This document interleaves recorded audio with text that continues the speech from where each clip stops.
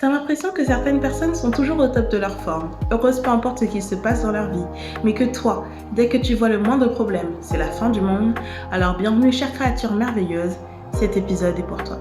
Aujourd'hui, dans la dernière case de notre calendrier de l'Avent, on parle d'un sujet profond, l'intelligence émotionnelle et la pleine conscience. Commençons avec une citation de Philippiens 4, versets 11 à 13.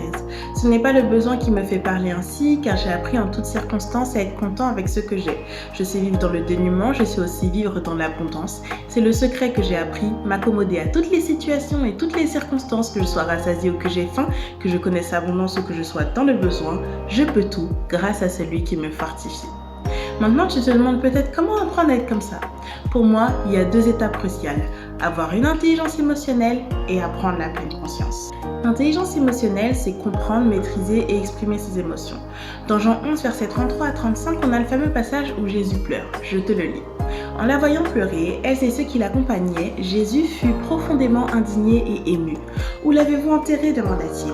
« Bien Seigneur, lui répondirent-ils, tu verras. » Jésus pleura. On a là le verset le plus court de la Bible et pourtant pour moi l'un des plus impactants. Jésus a ressenti, compris et exprimé ses émotions. Il faut se connaître pour faire tout ça. David exprimait ses émotions à travers des psaumes, des poèmes et chansons. C'était son exutoire, son moyen d'art. D'ailleurs, les artistes utilisent souvent l'expression créative pour comprendre et ressentir pleinement le moment présent. C'est là qu'entre en scène la pleine conscience. C'est quoi la pleine conscience ? C'est prêter attention au moment présent sans jugement. C'est comme utiliser une caméra intérieure pour explorer tes pensées, émotions et sensations corporelles. En fait, c'est utiliser les sens que Dieu nous a donnés.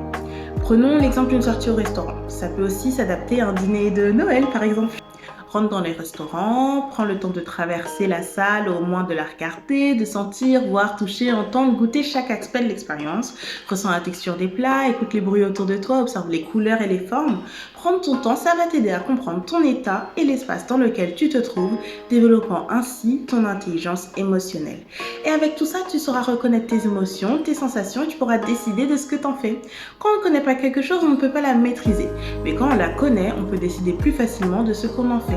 Alors apprendre en plus sur toi, ne te laisse plus diriger par tes émotions. Laisse le Saint-Esprit prendre le contrôle de ta vie. Je t'invite à lire Ephésiens 5 qui t'emmènera plus loin dans cette réflexion. Voilà, maintenant tu as les clés pour être au top de ta forme. Et souviens-toi, toi aussi tu peux tout grâce à celui qui te fortifie. Dis-moi ce que tu en penses en commentaire. T'avais conscience de tout ça ou pas ? Partage la vidéo avec quelqu'un qui en a besoin et reste attentif. C'était la dernière case, mais si vous êtes sage, de nouveaux projets arrivent bientôt.